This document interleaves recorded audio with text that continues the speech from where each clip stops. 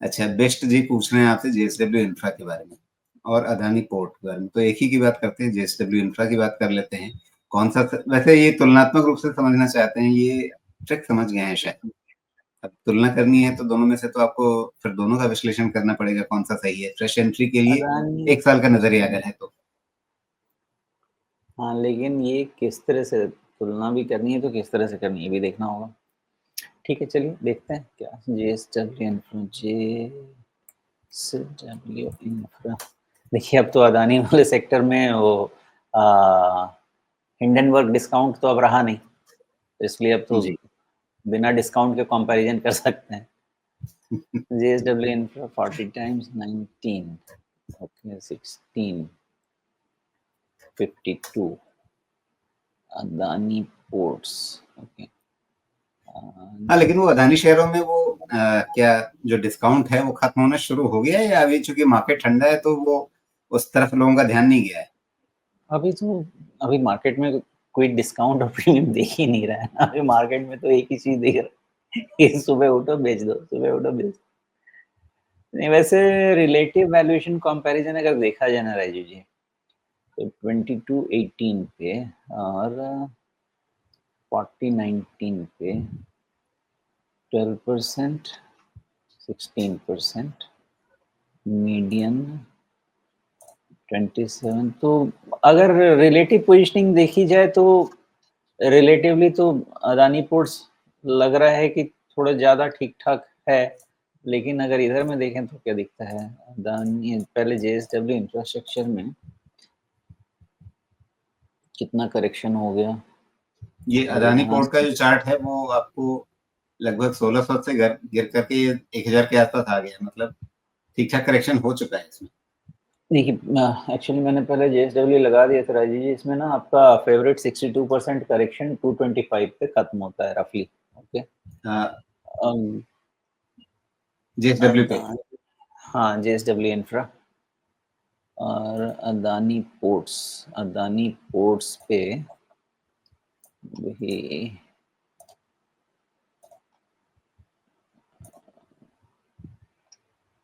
इसका अभी 50% ही रिट्रेसमेंट रफली हुआ है 1000 का, और 62% 854 का है। तो देखिए, अब क्या है कि अपने ही जाल में जैसे फंसना होता है वही सिचुएशन है कि अगर आप वैल्यूएशन कंपैरिजन करने जाएं तो पैरामीटर्स पे अदानी पोर्ट बेटर दिख रहा है, लेकिन जब आप इधर प्राइस लेवल कंपेयर करने आए तो आपको जेएसडब्ल्यू इंफ्रास्ट्रक्चर बेटर दिख रहा है।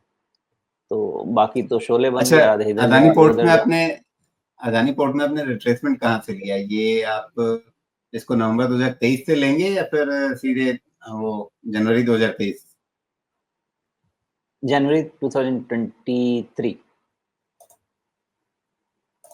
ओके, तो आप सीधे हिंडनबर्ग बॉटम लेना चाहते हैं? हाँ, जो भी कांड हुआ था उसी के कारण हुआ था। ओके, तो यहाँ पे 50% रिट्रेसमेंट हो चुका है और यहाँ जेएसडब्ल्यू में अभी 61.8% रिट्रेसमेंट पूरा हो गया है।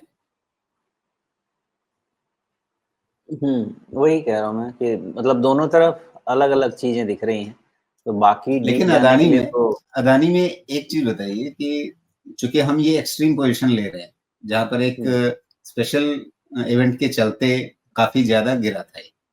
तो ये हो सकता है कि शायद ये 50% ही रिट्रेस करे, उससे ज्यादा ना करे। अब हम तो थियरी ही क्योंकि लेके जिस चलें राइट। जिस वजह से गिरा था वो रीजन भी खत्म हो गया। नहीं, फिर भी अमेरिका ने वहाँ से इनके लिए लोगों ने कानून तक खरीदा बदल तो दिया। होगा ही ना। हाँ, हाँ, अमेरिका ने गिरा तो इनके लेकिन चलते कानून ही अपना बदल लिया अपना। हाँ, वो बात ठीक है, लेकिन मेरा ऐसा मानना है कि अगर गिरा है वहाँ तक तो लोगों के पास जो शेयर खरीद के रखा होगा वो तो उसी लेवल से रखा है ना, तो प्रॉफिट बुकिंग भी हम्म, फिर मेजरमेंट वैसे ही करनी पड़ेगी।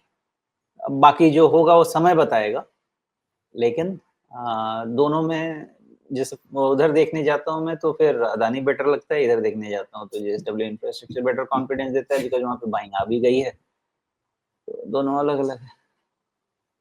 जी। तो फिर मतलब आपने दो राय पे छोड़ दिया क्या? अब कंपैरिज़न में कोई कंक्लूज़न इतनी जल्दी तो निकल नहीं पा रहा, निकलता तो ज़रूर बता देता। जी। तो अब बिश जी आपके लिए मतलब दोनों की स्थितियां सामने रख दी गई हैं, लेकिन उस स्थिति को देख करके, समझ करके फैसला क्या लेना है, ये शोमेश जी ने आपके ऊपर पूरी तरह से छोड़ दिया। मतलब कोई हिंट भी नहीं देना चाह रहे हैं।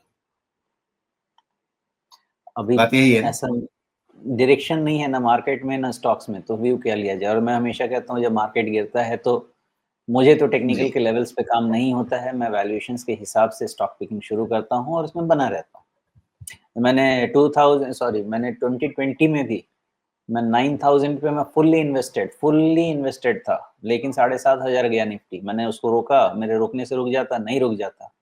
लेकिन आप बताएं कि मैंने 9000 पे खरीद के कोई गलत काम किया? 6 महीने के अंदर में मुझे पूरा रिटर्न मिल गया। इसलिए मैं कहता हूँ कि अभी भी 24,000 के नीचे कोई भी लेवल खरीदने का बुरा मुझे तो नहीं लगता। 22,000 जाता है कि 21,000 जाता है, उसको मेरे रोके नहीं रुकेगा। लेकिन इतना मुझे पता है कि अगर 12% का भी जो CAGR मैं लेके चलता हूँ, तो मार्केट ही 6 साल में डबल हो जाएगा। तो मेरा पोर्टफोलियो फिर 4-5 साल में क्यों डबल नहीं होगा? मुझे ये बात समझ में नहीं आती। थोड़ा बॉटम मैं पता कर लूँ, अगर वो पता कर लूँ तो फिर मैं भी ज्योतिष बन जाऊँ।